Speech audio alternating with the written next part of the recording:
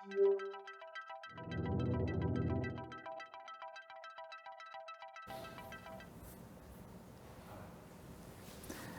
bona tarda a tothom. It's my pleasure to... Yes? És que sento com una mica de soroll. Yes? It's my pleasure to introduce Professor Manuel Eisner, who has accepted our invitation to be here. We are honored to have such an important criminologist with us today. And thank you also to the University of Barcelona and particularly to Noemi Pereda to facilitate this collaboration between both universities, and that was an opportunity to have with us today Manuel Eisner. He's a senior professor of criminology at the University of Cambridge. Now he is the director of the Cambridge Institute of Criminology. Among his awards is worth mentioning the European Criminology Award from the European Society of Criminology for Lifetime Achievement. His research has been focused on the history of interpersonal violence. He has conducted a study on levels of homicide in Europe over 800 years around. And his work is a key reference for anyone who aims to study long-term trends in violence. Manuel is going to talk about comparative research in criminology. What are the objectives, the challenges, what we need to compare, data, systems, cultures, approaches. We are excited to hear about your experience as a researcher, about your thoughts, and that we hope that you provoke our interest in these issues. And we will have, after his presentation, discussion, and I hope that all of you can participate then. So when you will. Thank you very much. It's a great pleasure for me to have been invited here to give a talk here at the Open University.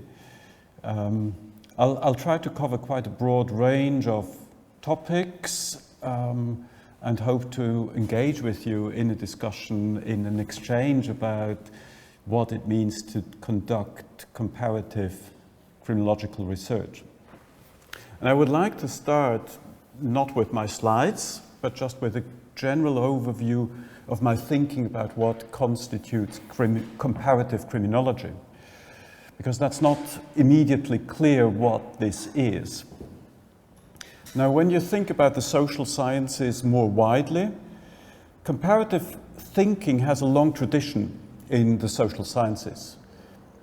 Some of you will be familiar, for example, with the work by Alexis de Tocqueville, or Max Weber, or Emile Durkheim. And in all their work, comparative thinking played an important role, comparing societies, comparing nation states, and trying to learn something from these comparisons. For example, in Durkheim's thinking, comparing societies with more organic solidarity to societies with more mechanic solidarity, or comparing more democratic societies in Tocqueville's thinking to societies that were more characterized by absolutist power structures.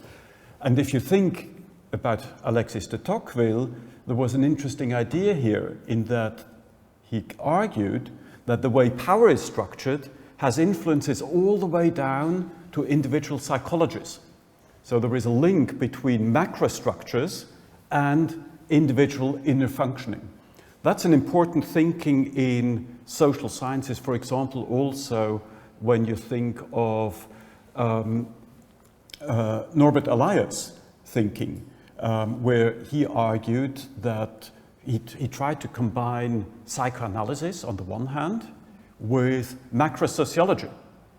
And he argued that to the extent that power is centralized as European societies modernized and state power became more prevalent, the inner functioning of human beings changed in that they internalized the outer controls in society into inner controls, into the controls over their personal functioning.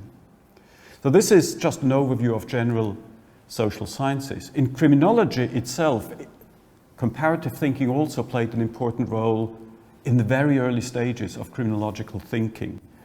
For example, in the first crime statistics produced by Adolphe Gutlet in Belgium and France, comparative thinking played an important role. For example, he was interested in the age distribution of offenders. And he looked at the very first French crime statistics, and he observed that in France there was an age curve where offending increased from adolescence, then it peaked around early adulthood, and then it declined. And then he said, well, okay, what happens if I look at the Belgian crime statistics? That is a comparative question. And he saw exactly the same pattern. And then he looked at the English crime statistics, which just started to exist, and he saw the same pattern. And so he developed a hypothesis that has remained important across criminology to this day. His hypothesis was the age crime distribution is a cross-cultural universal. Wherever you look, whichever society you look at, you will find the same distribution over age of crime. Now that in itself would lead into an interesting, complicated discussion because there are some societies where this doesn't seem to be true. The only thing that I wanted to explain to you here is that in the early criminological thinking, this was an important question. Another important root of comparative thinking was the early concern with differences in crime levels between societies. So for instance, Ferri in Italy was very interested in being the first person to come up with a comparative map of crime levels, homicide levels especially, across Europe. So he looked at regional differences in Italy, he looked at regional differences in Spain as well, in France, in Germany, and he came up with hypotheses about where these regional differences come from. There were different ideas, some of them were racist, and the idea that differences in crime levels, in homicide levels, were associated with differences in race and their temperament. But there were also very sociological ideas. For instance, Durkheim arguing that these differences were associated with differences in levels of modernization. So this is kind of like historical background of comparative thinking in criminology. The word, when does the word comparative criminology emerge? It comes up much later, and I was interested, when was this word comparative criminology used for the first time? I'm not sure whether I found the very first citation, but I found one which I think is very early, namely in 1955. In 1955, the United Nations organized a congress in Geneva. It was called the United Nations Congress on the Prevention of Crime and the Treatment of Offenders. And there was a couple attending this conference, namely the Glucks, who were very famous criminologists at the time in the United States.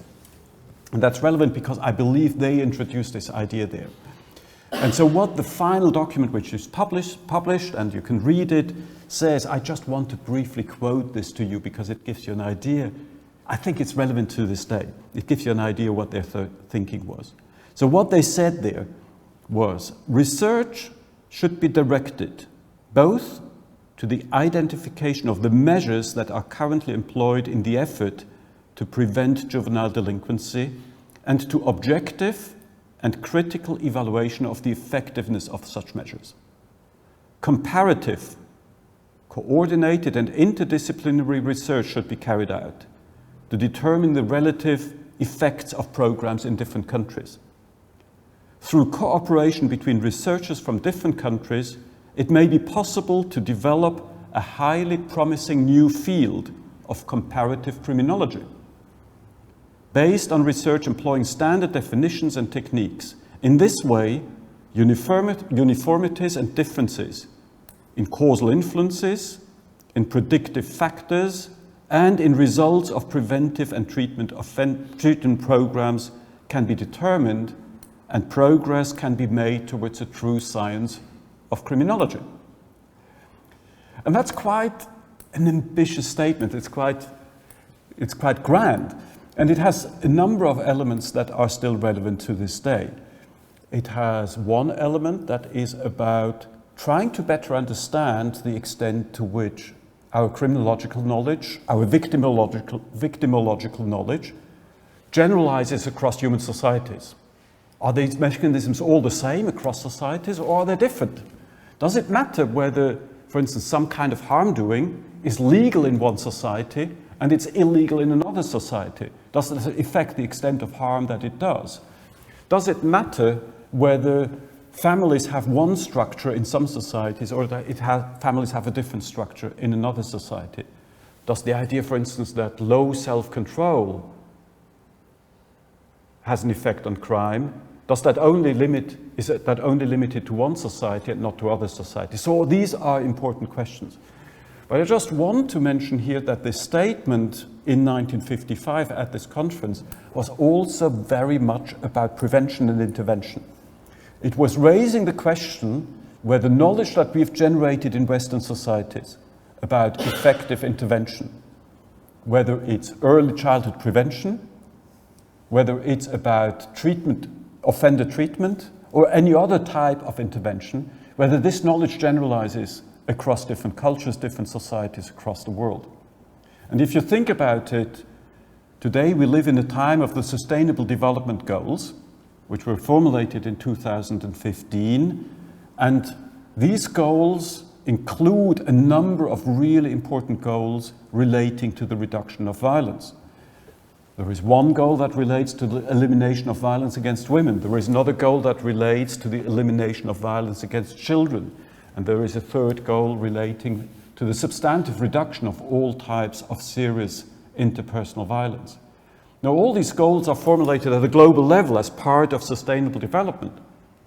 And if one wants to achieve these goals, of course one needs to understand whether the knowledge that we have about prevention and intervention can be generalized across societies.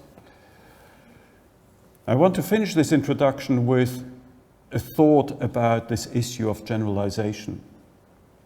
Some people who work in this field of comparative criminology have rightly criticized that comparative criminology has very much remained a Western enterprise. It's something that Western academics are interested in, and they see the rest of the world as something slightly exotic, that is different from their own society, and they're interested in applying their own instruments to these societies. And so I think this entire comparative enterprise also includes, in the future and at present, an effort to decentralize, if you will, comparative criminology, to think more about enriching theory and empirical research by interacting, learning from each other, rather than export and assess strategies. And this is an interesting development, I think, that is only starting to appear, but it will become more important in the future. There is an emerging Asian criminology. There is an emerging Arabic criminology. There are emerging institutions in Africa. And they all generate local knowledge that is not kind of like produced by Western researchers who do their postdoc somewhere in a different country, and then they come back and bring their knowledge back. This is no longer ethnographic research that is looking at societies that are different, but tries to learn research skills and research capacities are built in other societies. Oh, one last comment before I go to the slides. I think we need to think, when we do comparative criminology, also carefully about what we mean by the units of comparison. When I talked about Emil Durkheim and so on, the 19th century comparative criminology, it was self-understood that the units of comparison were countries, nation-states, because that was the dominant kind of like structural characteristics. And these nation-states were often imagined as though they're independent units. So you have Spain as a unit, and then you have France as a unit, and you have Germany as a unit, and you compare these nation-states. And of course, this is a fiction. Nation-states are not isolated, self-contained units. They interact, and there is a lot of variety within nation-states. And when you look at comparative criminology these days, most of it still remains cross-national comparative criminology. But that's a mistake, I think, in many ways. Comparative research questions can be comparative questions between, say, prison cultures within Spain. Comparative research questions can be between neighborhoods or between ethnic minorities within a group. And they could be, I'm not going to go into these questions, but they could be between different regions within this country or other countries, because the basic idea of comparative research is to try to learn something about similarities and differences between these units. And how we define these units is something that we need to think about theoretically and conceptually. So, this is just an attempt to make a brief introduction before I go into the overview of the slides. And let me just see whether this works.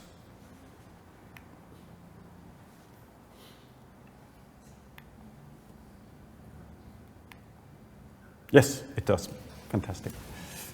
Good. Okay, so I would like to start with a brief thought about what we mean by violence in a comparative perspective. And I will talk a little bit about differences in beliefs about what constitutes violence, and I will then talk a little bit about, so far, my biggest effort to try and conduct some comparative research, namely the Evidence for Better Lives study. So this is EBLS, is Evidence for Better Lives, which is and was an effort to do a global comparative study, and I will briefly talk about how we try to go about this.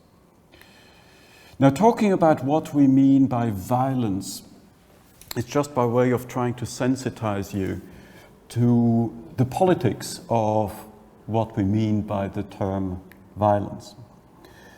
And I tried to analyze this problem 2 weeks, no, it was more weeks ago, it was 6 weeks ago, with our MPhil students.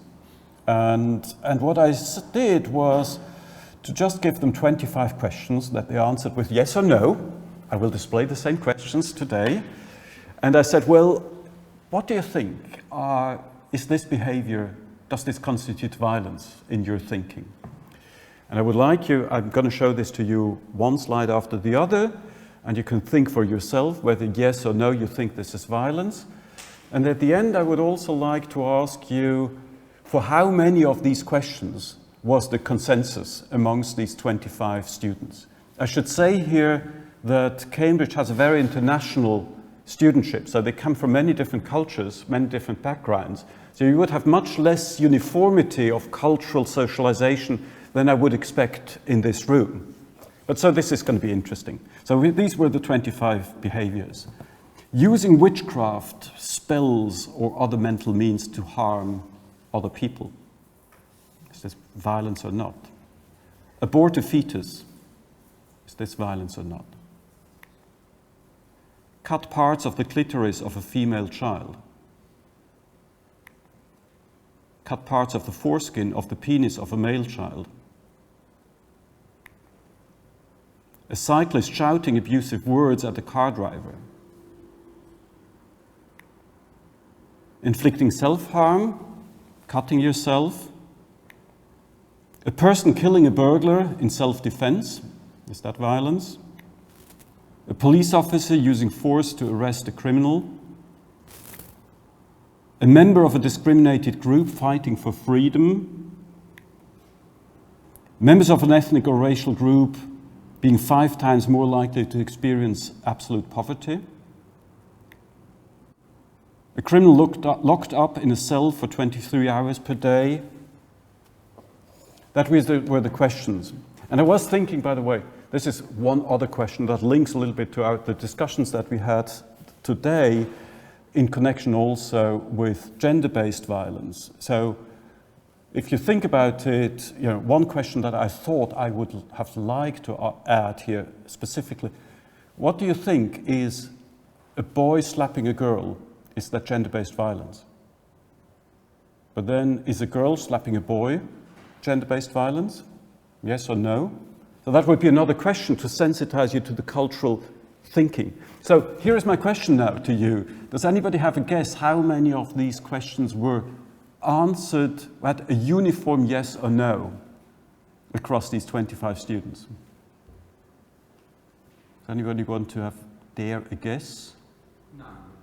None. None is the right answer. So just to make this, just to move on, the none is the right answer. And what you can see here is the percentages yes and no.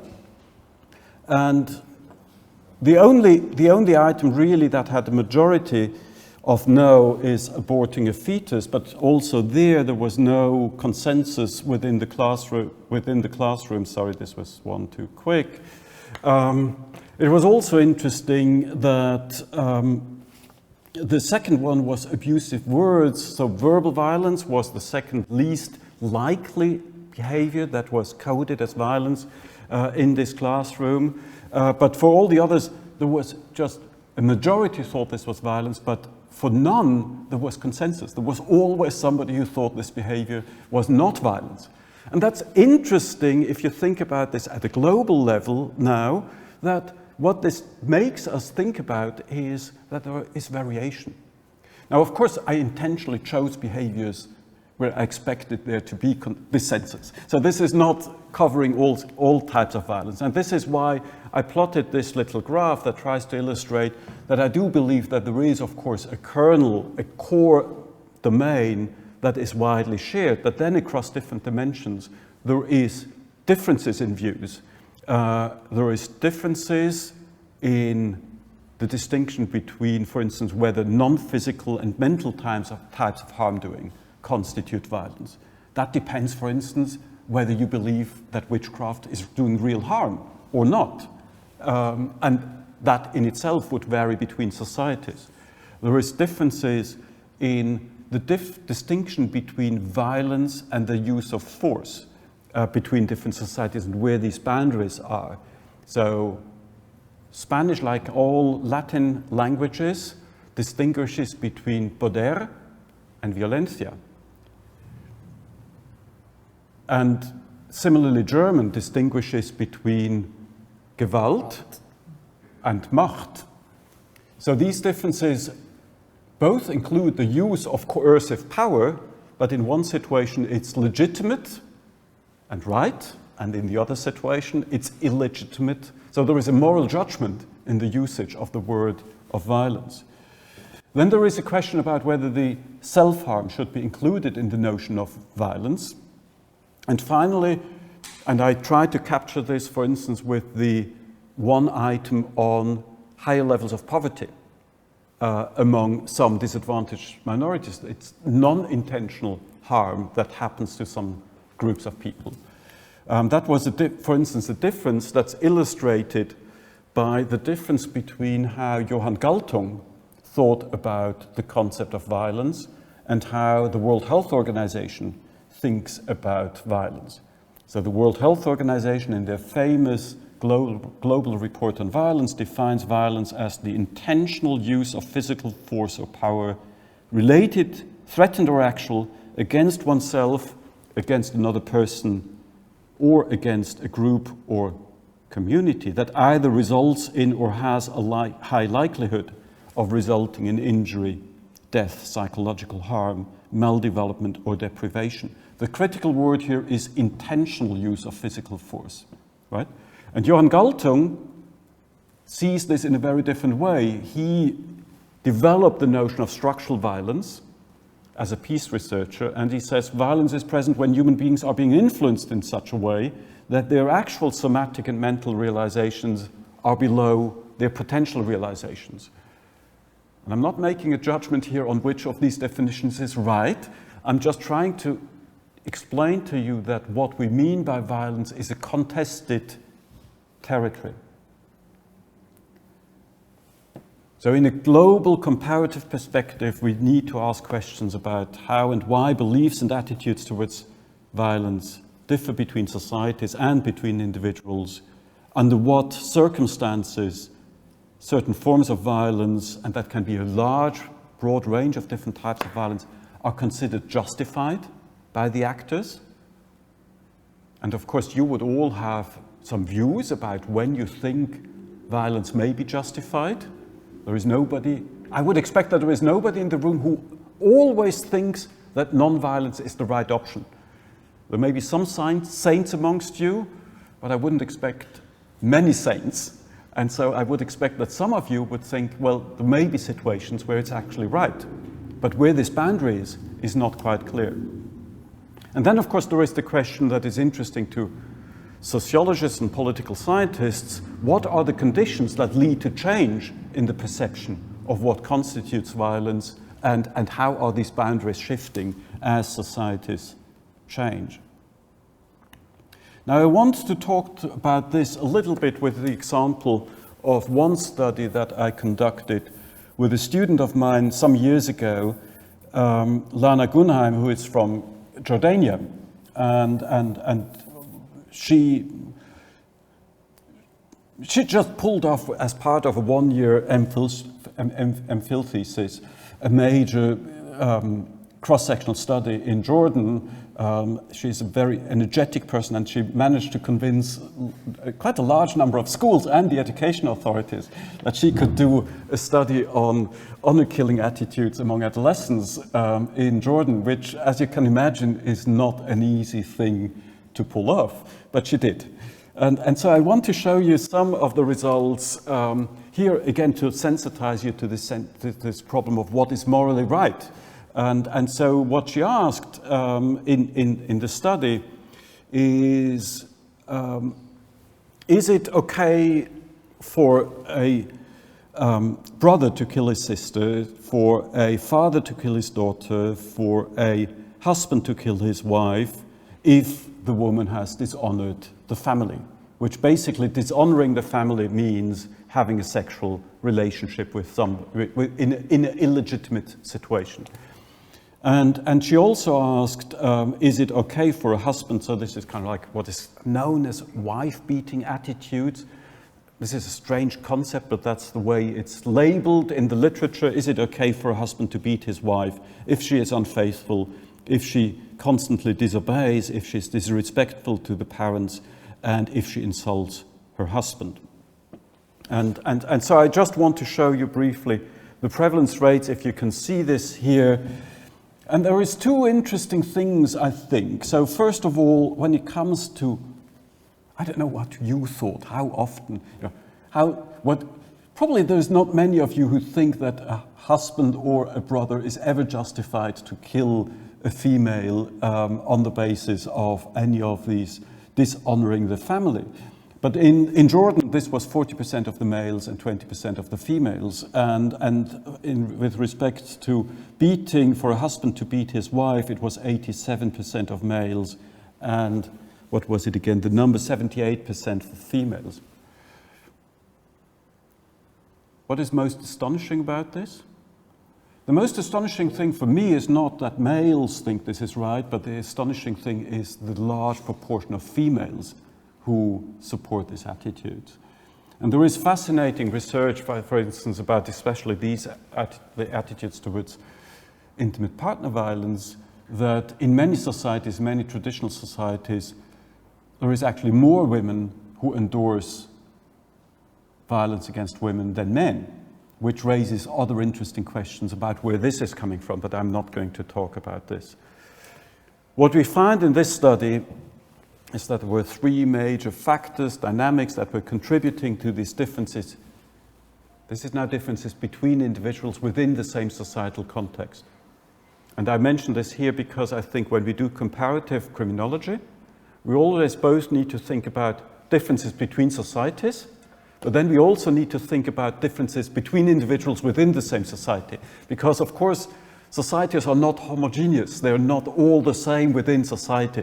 We shouldn't think about society, people being over-socialized. I mean, there is a tendency sometimes in sociology to think about cultures as being more homogeneous than they actually are. So what did we find? We found three main independent contributors to differences. One was political traditionalism, so believing that traditional power structures, the way you need to obey to rulers who have power to decide, that influenced the likelihood to endorse. This has something to do with the idea, so we think this has something to do with the fact that all these questions are about the family as a power structure.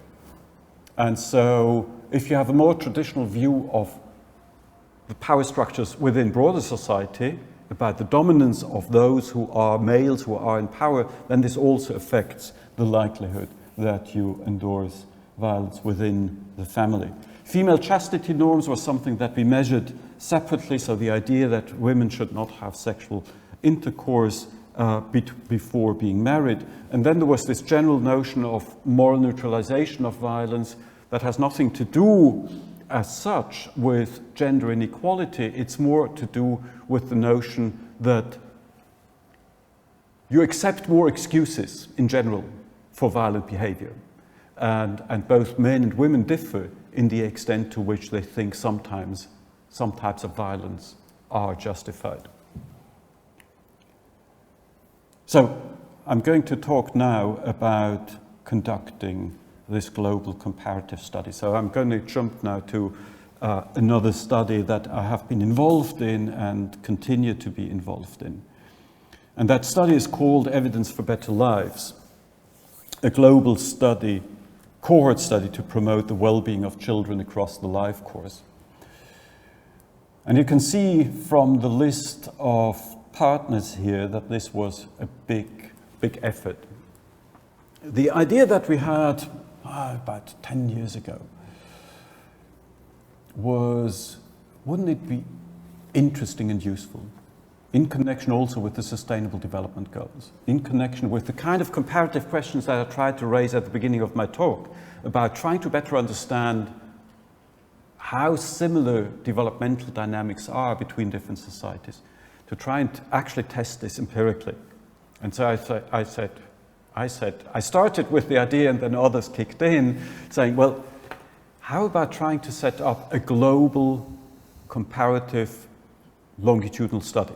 So think about this as 15,000, maybe 20,000 children born all in the same year, in different places, in different societies, in different contexts. How do they develop?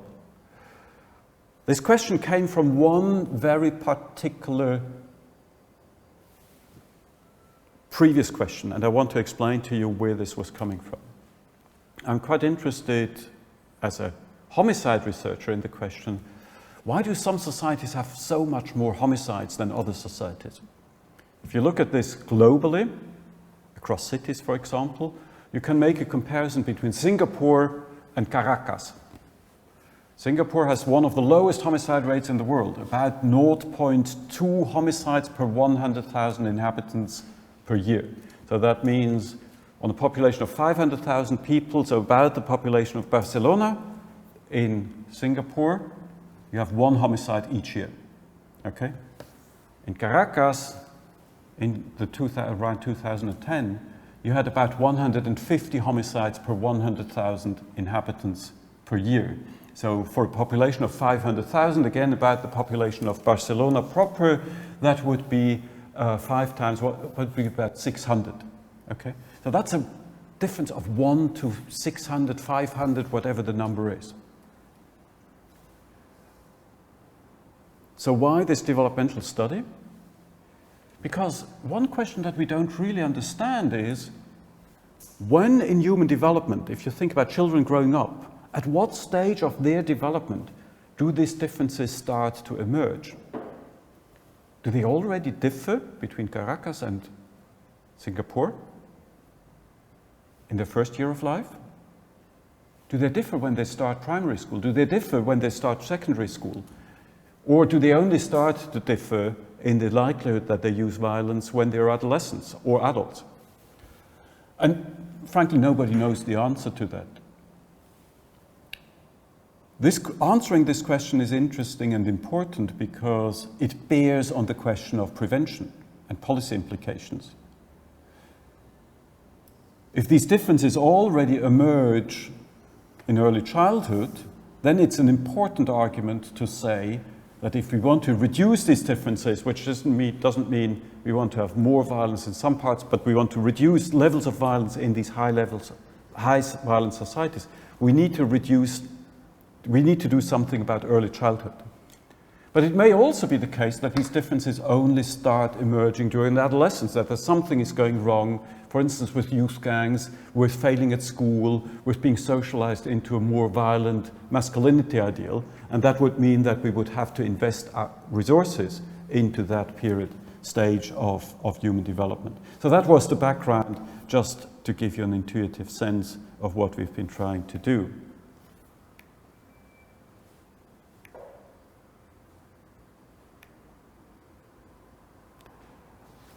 So these were the three priorities that we have: to launch a pioneering multi-centric birth cohort study focused on low and middle income countries, to then combine this, so this was the first idea, and we wanted to do nothing in high income countries. So we said there's been enough research in high income countries, this is about doing research with and in low income countries. And if you're interested, I will also be happy, when you have questions, to talk about the challenges of setting up such a group of motivated researchers and to avoid the challenge of this becoming an ethnocentric enterprise. This has all kinds of interesting and challenging, raises all kinds of interesting and challenging questions. How does this bear on capacity building? How does this bear on facilitating communication between colleagues in different places of the world with different expectations? We focused in this study on what we called medium-sized cities. The focus on medium-sized cities was partly because of practical concerns. We could not possibly, it became very clear very early that we could not possibly do a study that was nationally representative. But there was also, I was talking about what are the units of comparison. And so I want to also explain to you that this choice of medium-sized cities had something to do with trying to develop a good comparative design. Why is this relevant here? Because medium-sized cities, in terms of comparative design, are units that play an increasingly important role across the world. Increasing proportions of the global population live in medium-sized cities. But also there was the practical idea that we would like to turn these research findings into policy implications. Initially, I started with the idea of doing something with Mexico City and Johannesburg and so on and so forth. But these are mega cities.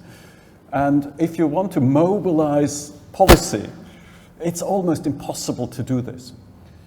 But medium-sized cities, that's my experience from Zurich, where I come from, in medium-sized cities where there is one university, there is local ties between the university and local policy stakeholders, you can actually develop momentum and bring stakeholders on board and interact and lead towards population-wide change.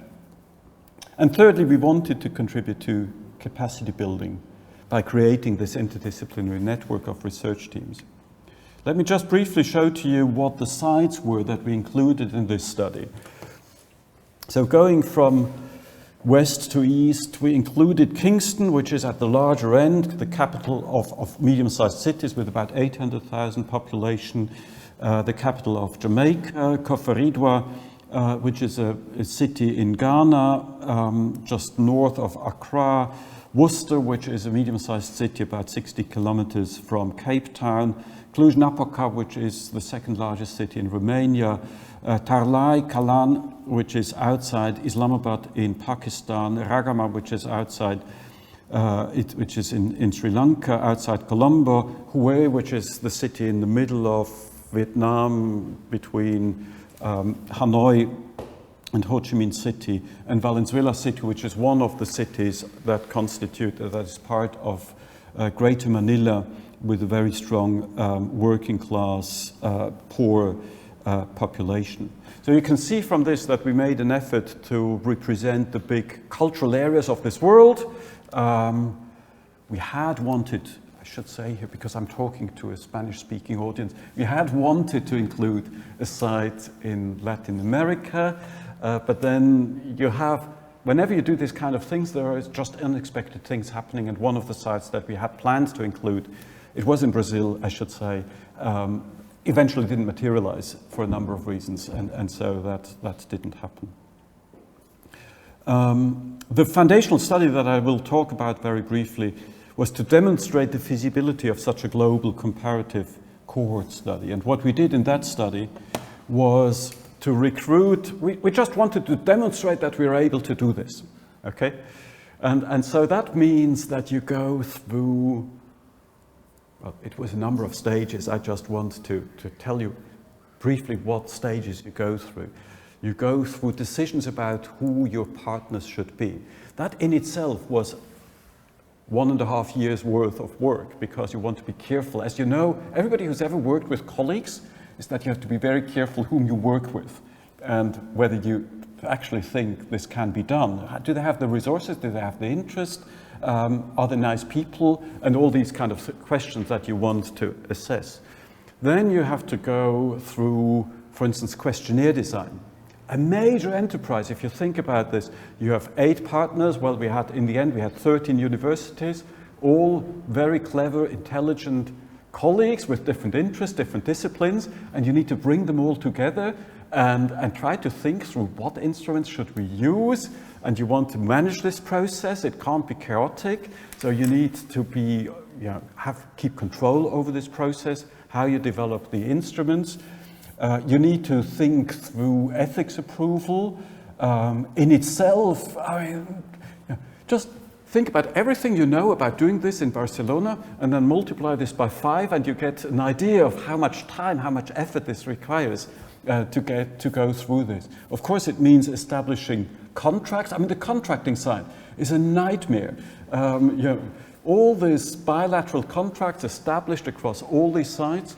Then you go through the process of developing a data collection protocol and the data collection infrastructure, because you need to program your tablets, which it was in the end 10 different languages.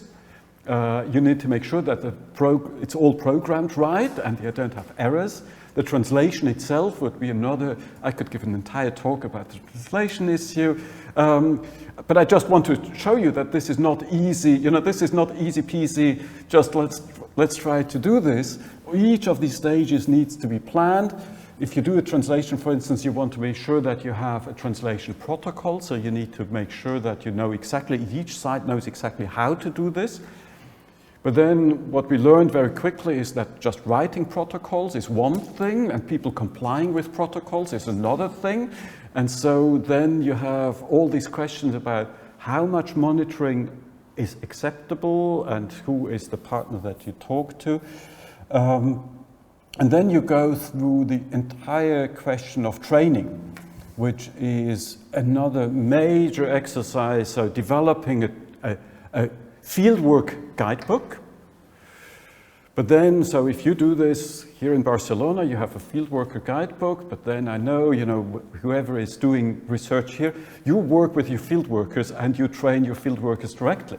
Now this is another layer in between, because you don't train your fieldworkers directly, but you have, in 8 different sites, you have your fieldwork coordinators, and so you must bring, we did this in Cluj-Napoca, we bring all the fieldworkers together for 3 days, and you do a fieldwork coordinator training hoping that the fieldwork coordinators then go back home and they translate the training into the fieldwork, what the field workers do, and then they actually monitor the work by the field workers. That's the only way to get reasonably comparable data across these different places.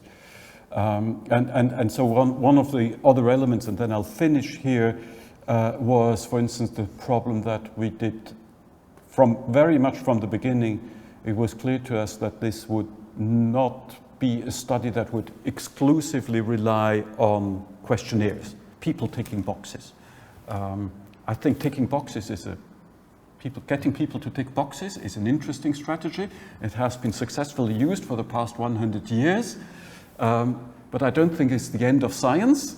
And so we need to have other sources of collecting information. And so one of the things that we wanted to do from the beginning was to have an intensive collection of biological data and other observational data. I'm not going to go into all the other ideas that we had. They were very ambitious. But at least we wanted to try whether we can collect biological data across so many different sites. What we did was to collect dry blood spots and hair samples, and we collected both of them because, I will come back to this in a second, because we were interested. It was quite a limited research program. We were interested in the extent to which exposure to intimate partner violence during pregnancy was associated with biological markers of stress. So when it comes to experiencing victimization, you have, of course, consequences that are subjectively experienced. People will say that they feel stress, people will say that they are depressed, and so on. But the subjective experience does not necessarily represent how the body responds. And so it seemed to be important to us to have measures of both. And of course, there may be other mechanisms that are involved. And theoretically, at least, we haven't done this here. I was clicking on the wrong thing. Okay. So this was the study design. And it may actually continue for a longer period of time. This was the study design, so you have questionnaire translation, protocol, ethics, approval, training, and so on, and then you have these 8 different sites. And we recruited these 150 pregnant women in the 3rd trimester in each of the sites. In most of the sites, this was done via public health clinics. So mothers who go for their health checks during pregnancy, and they were asked usually by the doctors whether they would be interested in participating in this in this study. So in red you see the timing of the first data collection, the first wave. Then we did a second wave about 3 to 5 months after the child was born, and then in 6 of the 8 sites there was no funding left. So this was all voluntary, and there was a little bit of funding left, but in 6 of the 8 sites, we actually managed to pull off a 3rd wave, which, when you look at the timeline at the bottom, was already in the middle of COVID, and which was an additional complication. But in principle, for 6 sites, we have data which is interesting, and we haven't published anything about this yet. In principle, we have data about pregnancies pre-COVID, child being born pre-COVID, and what happens to these mothers in different societies across the world with very different COVID regimes. One of the things that, by the way, you can also see here, how difficult it is to maintain control over the timing of the data collection. So, there are always delays. And just one delay that I wanted to flag up here, where do we have Ragama is actually, so for instance in Ragama, in Sri Lanka, in the middle of the data collection, we had to stop the data collection because of the terrorist attacks on Christmas 2019.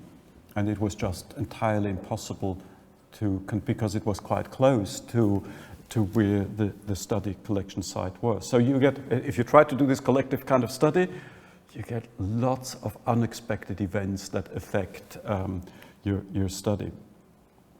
So just very briefly, and I'm not going to talk about more sophisticated, some of the papers that we wrote about, but one of the major thematic focus that we were interested in was maternal exposure to intimate partner violence during pregnancy and how this has effects on child outcomes in the early stages of life, crying, being irritable, difficult, anger, cognition, and so on.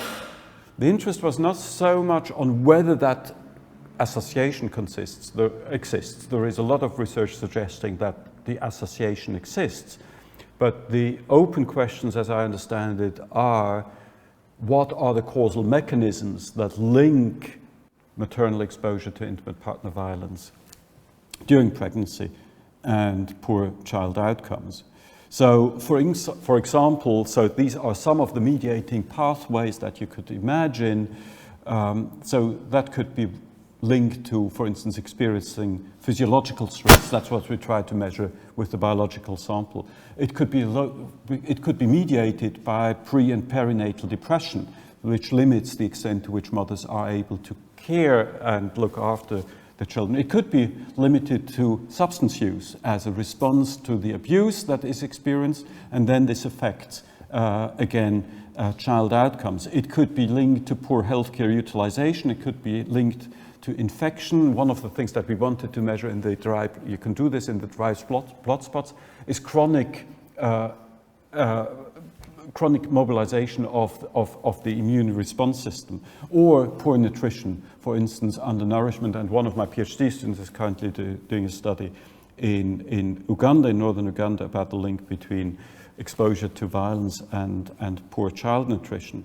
So there is a number of possible pathways that one can analyze. And I just want to show you a few descriptive results on a number of things that may be of interest. One of the questions that we asked is how many mothers had experienced childhood adversity in their own childhood.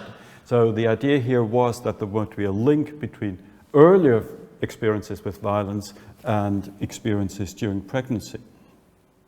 So the prevalence rates in Western societies are, in the United States, about 13% of the general adult population have experienced at least 4+ adverse childhood experiences.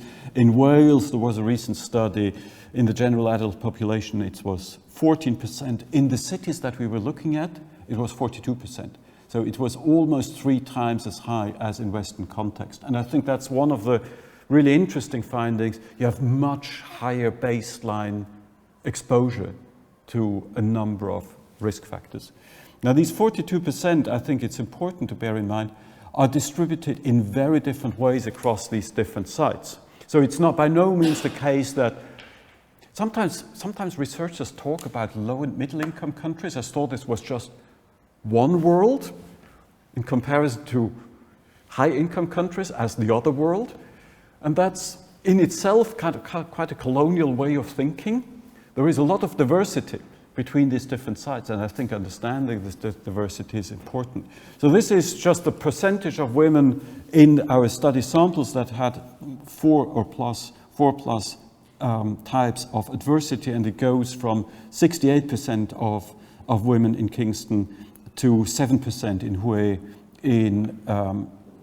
in Vietnam. I should say here, when I look at these prevalence rates, they are not strictly comparable because the sampling procedure was somewhat different in the different sites. Our goal in this study was not to have representative samples per se. Our goal was it was a feasibility study. It was more about demonstrating that this data collection is at all possible. So one of the questions, this is going back to the question about whether macro level structures played a role. And so one of the things that I'm interested in as a researcher is the extent to which income inequalities, social inequalities are linked to the likelihood of exposure to a number of adverse outcomes. And so I couldn't help trying to examine whether differences in income inequality, that's the horizontal axis, are just in a bivariate correlation associated with differences in total levels of exposure to adversities. This is in line with research, for instance, by Wilson and colleagues, who have demonstrated that quite a large number of negative outcomes, basically Wilson argues basically all social outcomes that have a social gradient that are more likely to happen amongst disadvantaged populations. All these outcomes are more prevalent overall in societies that are more unequal. That's his argument. And I think there is some truth to it.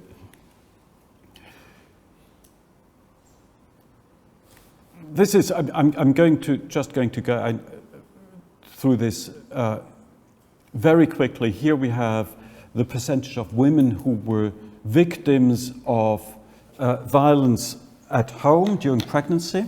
And you can see that this ranges from 44% to, in Kingston again, 41% in South Africa, to 14% in Hue, again low in Cluj and Hue, and in Hue, in Romania and Vietnam, and much higher elsewhere. And when it comes to experiencing neighborhood violence, basically you go up to almost 90% of women who experience neighborhoods that they define as violent.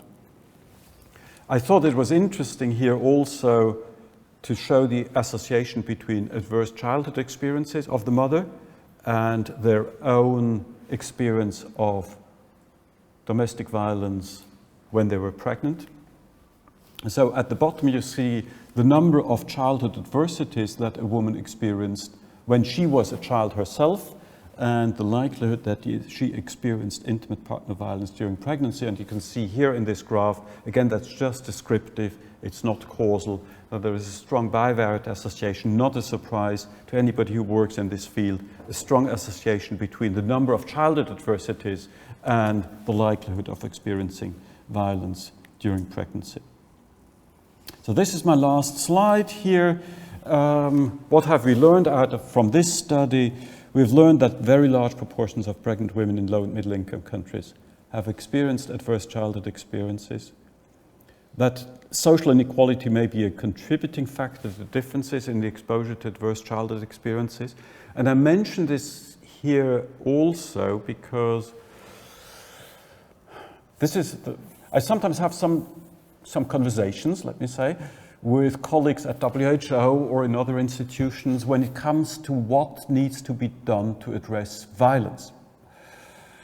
And some of my colleagues in some of these institutions think that in order to address violence, you need to implement measures that try to address violence. And I'm not always sure that this is true.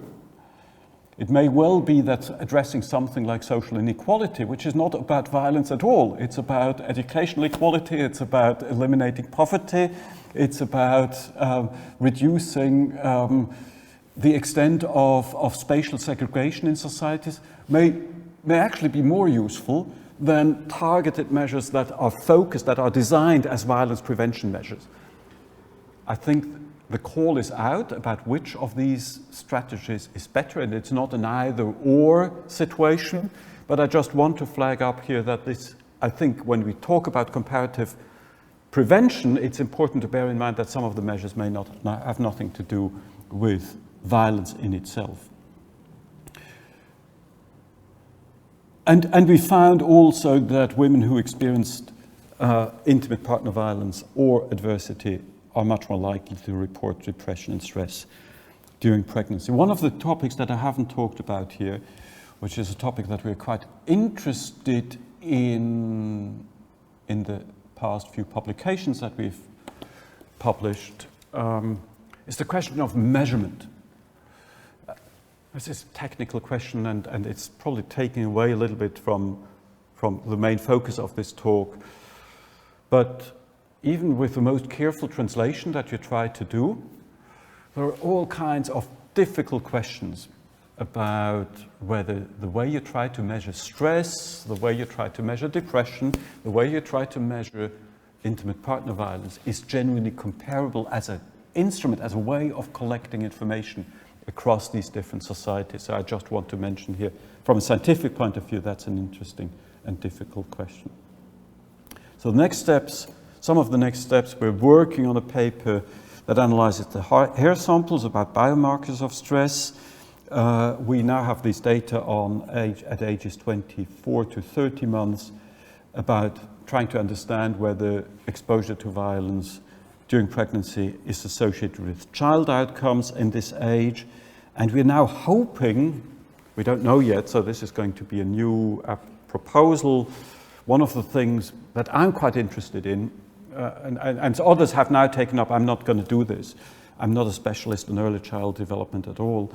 One of the things that we are interested in is whether there is a link between exposure to violence before the child is born and children's emotional and moral development at ages 4 or 5. And so we try, so the idea is, and I think that's what we would like to do in this group, led by others, to actually engage with children roughly at the age 4 years, that's what they are now, maybe they were going to be 5 years old, to play with the moral dilemmas.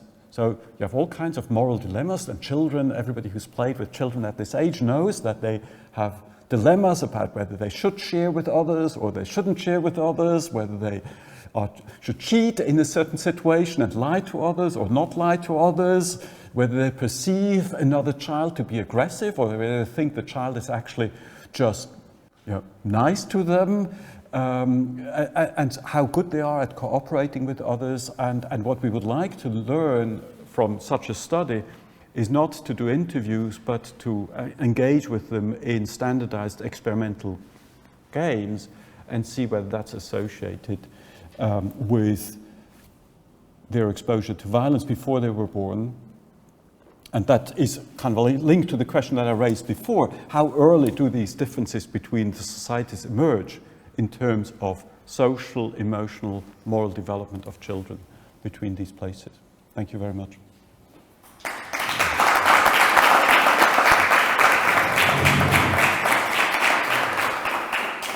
Thank you very much, Professor Eisner. And now we can have a discussion. Laura?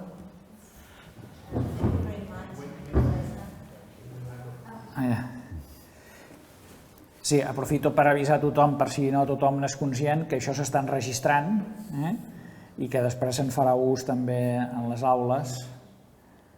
Per tant, això quedarà gravat. Es pot veure ara simultàniament, però després també es veurà, és a dir, que sapigueu els que hagueu de parlar que sereu registrats en la veu, això sí.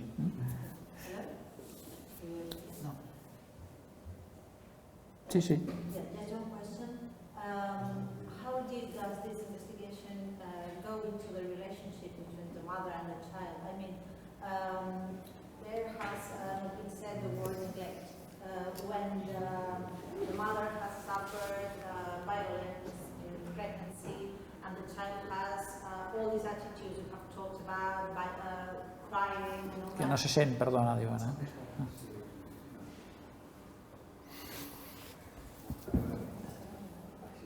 Yes.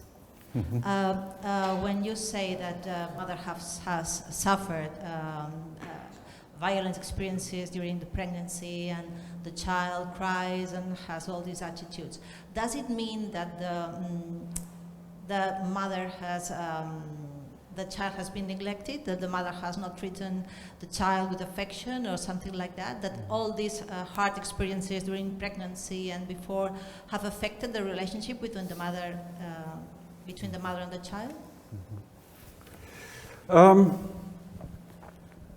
The answer is we don't really know very well, but we had one interesting surprise in our data, and we've written about this. One measure that we administered is a measure that's called prenatal attachment to the unborn child. So this is the extent to which during pregnancy the mother feels emotionally attached to the unborn child. And I think all of us expected that mothers who experience intimate partner violence are less likely to feel antenatal attachment to the child. Now, interestingly, in some societies, the opposite was the case. And so, I mean, generally, there was no strong association in the expected direction. Exactly what this means, whether that means that if you're in a more abusive relationship, the unborn child is the stronger object of your attachment, we don't know. But at the moment, at least, it doesn't look like this is the main pathway through which that association would be going.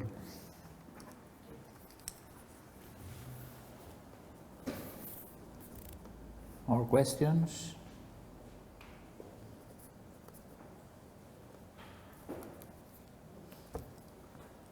No more questions? Yes? No. Diego.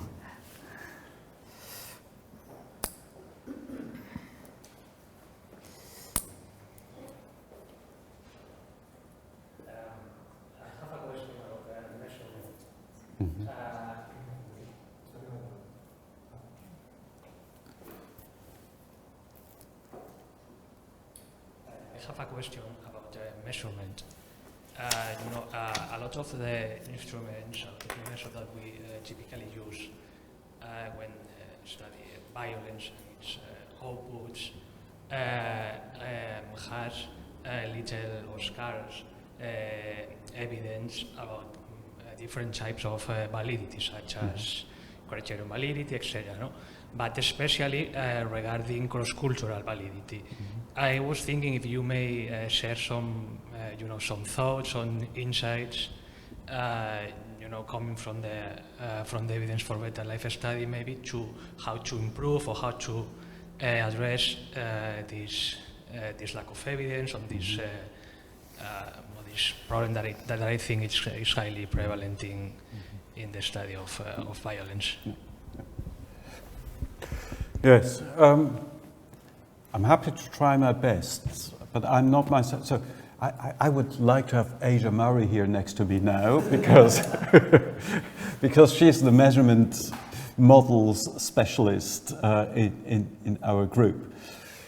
But I'm also trying to explain your question to the wider audience. So when you develop these questions, to measure, for instance, something like depression or something like stress or happiness, you're always interested in this question, well, to what extent do the items, the individual questions, reflect an underlying shared dimension? And this question that is already difficult to answer in one society becomes even more complicated when you try to do this across different societies, because then the question arises, for instance, whether all the items are similarly contributing to the overall measure, whether taking out one particular item improves your measurement quality. And that's separate from the question, so there is one question that's called scalar equivalence, which is the question, do respondents in different societies perceive the same overall severity when faced with a specific question? And so we've been looking at this for a number of the instruments that we have administered. And there is, for some instruments, it's functioning quite well. So I'm currently working with Laura Campo on a paper where we're looking at the measures that we have on neighborhood violence and neighborhood cohesion. And these items, surprisingly, nobody has ever done this across different societies. They were items that were developed in Chicago. So when you ask people on perceptions of neighborhood cohesion, neighborhood disorder, overall, they seem to capture similar things in different societies. So as a measurement tool, they seem to be quite valid. And I think when the paper comes out, we will be probably some of the first who have tested this across different societies. There were some measures that work in most societies and all of a sudden not in one society. If I remember right, the depressive symptom scale, most of the items, overall they worked well in most of the societies, but then there was Pakistan, where there is this one item that just completely didn't fit into the scale. Now, I remember that our Pakistani colleagues came up with some explanations, but I would not be able at the moment to tell you exactly what the explanation was. It was not, and I think that's important, it was not a translation mistake. But what it alerts us to is that when we talk about psychological symptoms, that there may be cultural differences in the symptoms that a certain disorder shows, the way a certain disorder manifests itself. So we know, for instance, that's not about cross-cultural differences. For instance, ADHD has somewhat different manifestations among girls and boys, and there was little appreciation of this. But also across societies, depression or anxiety or other mental health problems may manifest themselves in somewhat different ways. And we need to be more attentive to this. So the idea with this study was to create a basis, at least for instruments, that we think could be taken to a main study, which is no longer going to be my job. I tried to do it, I tried to get the money twice, and I failed, and so, but we're still hopeful that maybe we can do this. Does this help to answer your question? No, of course, I know that is almost an impossible answer to that question, so it's very, it's a very excellent Okay. answer. Thank you. Sí, for you. Only one, yeah. It's maybe a curiosity, but the results of the study, there is one city which results are very different to the rest. The city of Vietnam, Yeah. the results are very, very different. In your conclusions, do you have any explanation of that? Maybe because similar cities, similar subjects, yeah? But the result, it's very, very different. Yeah. There's an explanation? Well, now I would be glad to have my Vietnamese colleagues here who could help me with answering that question. But I've been to Hue twice, and I just I don't have the answer to this. But there are a number of interesting features about Vietnamese society that I think may have contributed to this. And I'll probably also come back to the issue of response behavior in questionnaires, because that may play a role here. In comparison to some of the other sites, this was the first thing that struck me. Romania may be different, but in comparison to many of the other sites, Vietnam has a surprisingly well-functioning public health system and a very well-functioning, non-coercive local social control system. So this goes back to communism, and it goes back to the communes, but they remain strong. So you go to Hue, and every neighborhood has a public health clinic.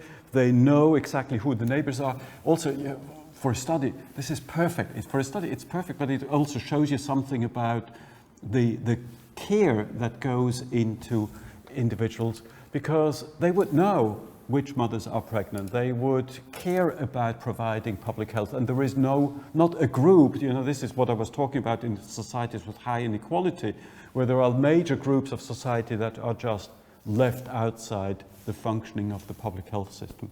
And so I think that's probably a major contributing factor.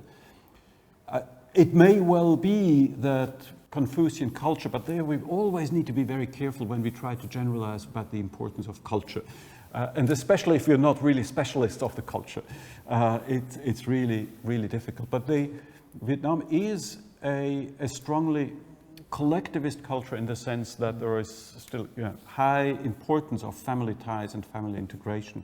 Now, I'm not saying by no means that societies with high importance of families are not violence prone. So I mean, just to get me right here. But so I think that's probably as far as I can say, as far as I can go. But because I've mentioned these here, and because the previous question was about response behavior, one of the challenges that probably we have in such a study is that we have a limited understanding of how the tendency to which respondents are willing to report on their experiences and what they think is socially appropriate as as their behavior. I think this is more than social desirability, just to make this clear. I think they can't be reduced to just social desirability. I think it's a complex matter of, you're faced with this situation where you have an interviewer. The interviewer is also always also female. They are introduced and so on and so forth. But then this is a human-to-human interaction, and there are standards, expectations about what is appropriate and what you can say and what you can't say in such a situation. And maybe that's called the results. Thank you. Mark? Thank you. I'm just going to try to move to the bigger picture, and I do apologize because I don't have a fully formed / coherent question in my mind yet, but you being an expert in this field, my question, trying to simplify it, could be,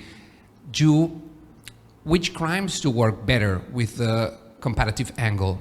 Because I'm thinking, and I was doing a quick research in Google Scholar, we've talked much about violence or about, like more a micro individual element.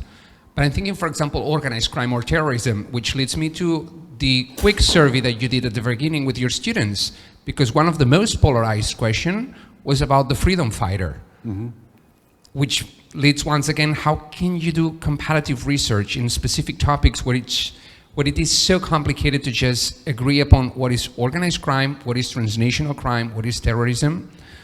So again, just to conclude, does every crime fit well in the comparative angle, or is it more better suited for research on violence, for example, homicide, etc.?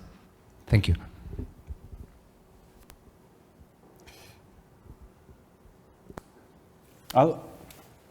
It's a very useful question, and I wanted to take this back to the question of the origins of comparative criminology, and I want to go back to one topic that we talked about yesterday evening with Noemi about, and a good colleague of both of ours, namely Jan van Dijk. I think your question was about differences in what constitutes a crime in different societies. And for a long time, when people were doing comparative criminology, they were using police statistics. And of course, police statistics have all kinds of disadvantages, but one disadvantage is that they define perpetration or victimization by what is considered criminal in a given society. And I think Jan van Dijk was the first. I'm not sure whether he was the first, but certainly the argument for crime victim surveys was to say these surveys are crime-free. They don't say, well, this is a criminal behavior. The questions are never asking, well, did something criminal happen to you? You just ask, have you been attacked? They ask, has somebody slapped you? And then the question of whether that qualifies as a crime is a separate question. Now, sometimes this, that doesn't mean that there are no misunderstandings, but just so that you understand this is the strategy of victimization surveys. There are challenges in how well these surveys function for cross-societal comparison, cross-national comparison. And it's interesting that there is some emerging evidence that teaches us something about which questions work well and which questions don't work so well. And I want to illustrate this with some findings from the International Crime Youth Delinquency Study that has now been done in 35 countries. And they ask both questions on victimization and they ask questions about perpetration. And so they also can look at issues about perpetrator-victim overlap. There is one interesting finding that emerges from these studies. That if you look at victimization rates, there are big international, cross-national differences. And in societies where you would expect more victimization, you actually do have more victimization. Then you look at the perpetration rates, and there is no differences. And this was all. So I think one of the conclusions, and we're not quite sure yet, is that measuring self-reported perpetration is much more difficult across countries and across societies. Measuring victimization is probably more valid and more reliable across societies. And the reason probably is that the perpetration has more taboo elements in it. So, I mean, just to give you one example, because it relates also to Latin America, a PhD student of mine some years ago from Montevideo decided to replicate a self-report delinquency study that we had done in Zurich in Montevideo. Now, Montevideo has about 15 times higher homicide rates. The police statistics suggest that Montevideo has about 10 times more robberies per person than Zurich has. So we did this nice cross-sectional self-report study on offending in Montevideo with a good representative sample of schools. What was the result? Self-reported offending, whether it's violent offending or anything else offending, was just about the same in Montevideo as it was in Zurich. Then we did the same thing in Sao Paulo with Fernanda Perez. Also a large study, self-reported on offending is just the same. So there doesn't seem to be any cross-cultural differences, or very few cross-cultural differences overall in self-reported offending. Now, why exactly this is the case? So I think this challenge of taboos in different societies may play an important role. I think, though, that there is another possible, this doesn't answer your question, I know, but it's maybe still be relevant to understand the challenges of doing comparative research. So Nika and I and Fernanda and I have been thinking about what may be behind it, because there is no doubt that the police statistics in this case give a more realistic image of the actual differences than the self-report studies. One challenge may be that the really difficult kids are not at school. So when you do a school-based survey, there is variation between societies in the number of kids that don't go to school. And in Montevideo, the estimate is that in secondary school, it may be something between 15 and 20%. In Zurich, it's about 2 or 3%. So you get more misbehaving kids in school in Zurich in comparison to Montevideo. And because we know that everything that's related to homicide follows a power distribution. Power distribution meaning there are very few people who commit very many crimes, and there are lots of people who commit very few crimes. And so if these power few, the really difficult people, are not at school, your school-based surveys are just not going to tell you the truth. I would like to make some comments, some remarks. I left the last questions of representation for psychologists who are able to make more effective questions. And I go back to the beginning of your presentation. And I will make two questions, mainly. First, you presented this survey about what is considered to be violence, yes or not, by these students. And my question is why the question was, why your question was in the survey, what is violence? Because the question could be also, when violence is or not justified. So these are two different issues. What is violence, and what kind of violence, or in what situations violence can be socially accepted or morally accepted? Or I think it's important to make this distinction. And my second question is a more nuanced and difficult one. So now we can see, at least in Spain, and I believe that in other parts of the world, we see an extended use of the word violence. So why? The question is why this social evolution? Is it a matter of developing a higher sensitivity? So our societies are nowadays more sensitive to phenomena that are now identified, codified as violence, but they were not in other times?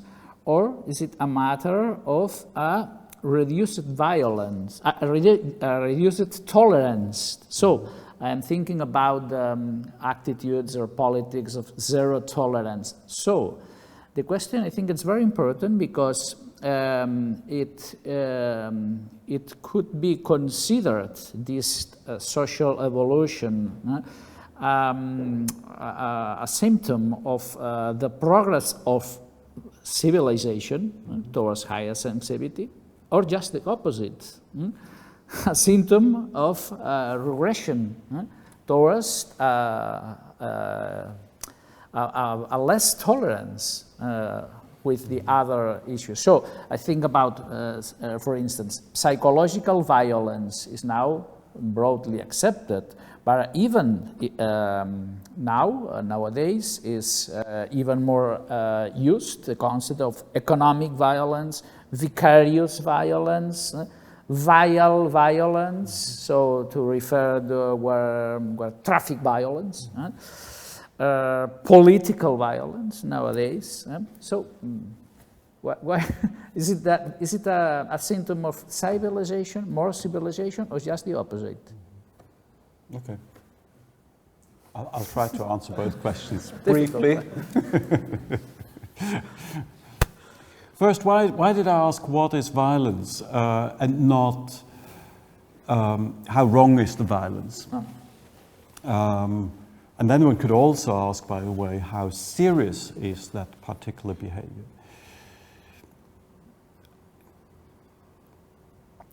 There was partly this was a pure pragmatic reason. Because I knew that there was people from 20 different nationalities in the classroom. I started with asking the students, well, what is the word for violence in your society? And what connotations does this word that you use in your society have? What does it mean? And there are some interesting differences when you ask people about this question, because in some societies the word that is used in a specific society has associations, for instance, with strength, and in some societies it has associations with honor and so on. So there is kind of like different mental associations going on there. But using the English word violence or the Spanish word violencia just gives a standard, and then the question arises, well, because the word violence has this clear connotation of doing intentional harm to somebody, I thought this is interesting to understand whether, for instance, this was one of the examples, female genital mutilation is perceived as violence while male circumcision is not perceived as violence, and so sensitizing people to the question, well, this is obviously both are non-consensual harm doing, and boys also cry, but so what is, are the differences in the perception of whether that constitutes violence? And so it was really primarily to sensitize students and to not impose any notion of what I think is violence, but to sensitize students to thinking about what violence means. Now, the wrongfulness is a separate dimension, as you rightly say. I think this is one example of research where comparative criminology actually has had somewhat negative effects, because the question of what constitutes crime and how serious crime is was a flourishing research tradition in the 1950s and 1960s. And people were thinking about, well, are there differences? And then Graham Newman came up with a study where he examined 6 different societies, and he did surveys in 6 different societies about what constitutes crime. And he came out with the finding, everybody in all societies thinks that murder is a crime, and everybody in all societies thinks that assault is a crime, and that robbery is a crime, and that rape is a crime. And so the conclusion was there are no cultural differences. And since then, this has been a field that nobody has looked at. And I think the problem is, and that goes back to your question, when you want to understand differences between societies, you need to ask about specific situations. You need to break this down into actual specific situations. Somebody has insulted you, and what do you do then? And what is the right way of responding to this? Somebody has, taking something. So you need to have situations and ask about specific perceptions of when it is justified. And that leads, for instance, to the question of terrorism. Where the question arises, well, under what circumstances do people feel justified in using force to defend their interests? And are these freedom fighters or are they terrorists? And where are the boundaries? And so this relates to kind of like this moral question. With respect to your second question about the expansion of the use of violence, I mean, first of all, I think that's certainly true, and I think there's much evidence suggesting that violence these days is used for a much broader array of phenomena than was the case, let's say, 100 years ago, 200 years ago, and so on. So it has become a much more widely used phenomenon. Now, I think there is certainly a number of reasons for this, but I think one important reason has something to do with the law. Because violence is about claiming that somebody has done harm to me. And harm doing is the essence of what violence is all about, intentionally harming somebody, doing something negative to somebody else. And if you call somebody violence, what you are saying on the moral level is, I want to get protected against the harm doing. That's the politics of calling something a violent act. And so discourses around violence, whether it's violence against animals, or whether it's violence against the environment, or whether it's violence against racial identities or racial violence, this is always part of a political, I think, that's not the only argument, but it's an argument about equality, it's an argument about human rights, it's an argument about protection. And so there is important work, for instance, about by two feminist scholars, I can't remember their name right now, but I think it's a really interesting study that tried to understand what factors contributed to better protection against domestic violence cross-nationally. What contributes to legislation against domestic violence in different societies? And they were looking at different factors. Now, you would think that, for instance, countries where more women are in parliament would be more likely to protect women's rights. That's not the case, interestingly enough. It has no effect whatsoever. But the one factor that has an effect are feminist movements. So non-parliamentary, non-integrated movements that do many other things as well, but I think one of the things that they do is change the definition of what violence means and how people think about it. And so I think this is one important, not the only one, but one important dynamic behind it, that it helps to make political claims about here is something that people need, that politicians need to do something about. Mm-hmm. Yeah, my question was in terms of Norbert Elias' progress of civilization. So this expansion of violence, the understanding of what violence is a step in this progress of civilization. Yeah. I think it could be, but my worry is that I perceive that it is also an evolution towards more intolerance. So are we more civilized because we are able to recognize violence, or are we less civilized because we are more intolerant? Not only against violence, but against other issues that are related with what is now perceived or codified as violence. This was my worry. But it's difficult questions.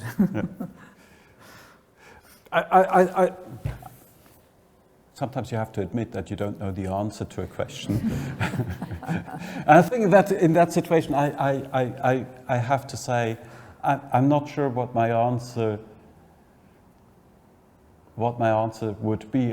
Probably I would need to have a glass of wine to think more carefully about this. Okay.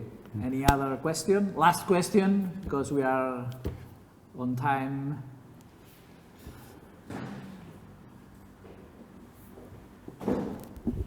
First of all, is it working? Yeah, no. First of all, thanks a lot for your thought-provoking presentation.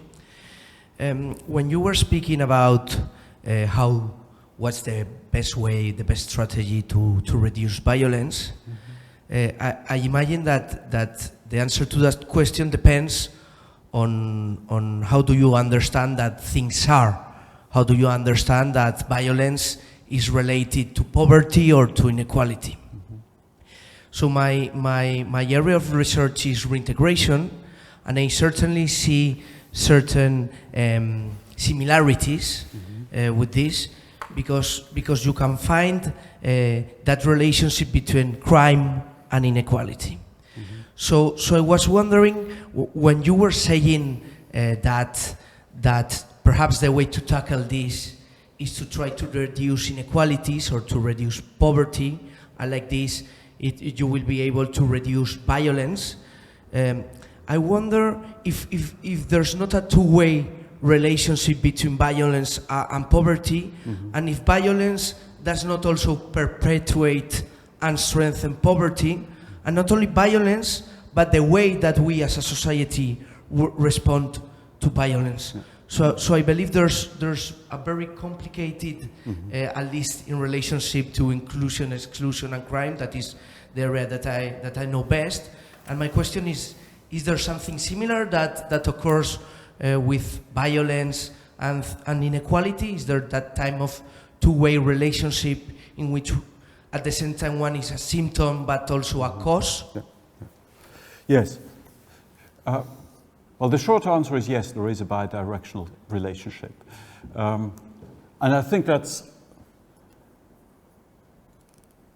always important to try to understand more carefully the ways in which, and let me just elaborate a few thoughts about the causal arrow turned around in the other direction, rather than thinking about equality causing violence, the ways in which violence causes inequality. There are a number of different mechanisms, but I just want to flag up a few mechanisms. Let me start with a very individual level mechanism that is really interesting. When you think about some of the most violent societies on earth, you always, for the last 30 years, you end up in Central America. Now, violence in Central America, as probably all of you know, is very strongly related to the maras and organized violence. One of the things that happen when you become a member of the maras, as part of, and you probably all know this as well, is that you get tattoos all over your body. What do these tattoos do? They make sure that you never get out of the club. It's a lifetime commitment. It's a visible lifetime commitment to you being a Mara. What is the consequence? Nobody wants to employ you because you just can't go back. So this has become a very costly business because there are attempts, but you can only employ people who have the tattoos all over their head in the back office. There is no way to, businesses just don't want to employ them. And so you create inequality in this social context. There is another, in Central America, which I was quite interested for a while, there is also, for instance, the mechanism from violence to school functioning to inequality. So in society, in areas, in neighborhoods where you have very high levels of violence, the kids can't go to school because the path to school is very dangerous, and it's dangerous for the teachers, and it's difficult to maintain attention. So you get more educational inequality in societies where you have high levels of violence. High levels of violence in societies where you have very high levels of violence, always also bear in mind that violence in every society where there is a lot of violence is organized violence. And organized violence is always about business, right? This is the origins of the modern state. The modern state was basically a coercion mechanism. It was extracting surplus from populations, whether they wanted it or not. It was about extracting surplus. That's what gangs do as well. They extract surplus from their population as protection. Now, what happens then is that becoming violent yourself is a social career. It's an upward mobility possibility in a situation where, so you devalue job opportunities. And then there is, of course, the investment problem. In neighborhoods where you have high levels of violence, it's very difficult to motivate entrepreneurs to invest resources. So you get all kinds, I mean, you can think about other mechanisms as well, but I think your argument that that violence causes inequality as much as inequality may be a cause of violence is certainly true. So thank you again, Professor Eisner. Any other question? No? So thank you all for coming here and participating in this exciting conference and seminar. Thank you all, those who were online. I bé, bona tarda a tothom i espero que hagi estat satisfactori per a tots. Thank you.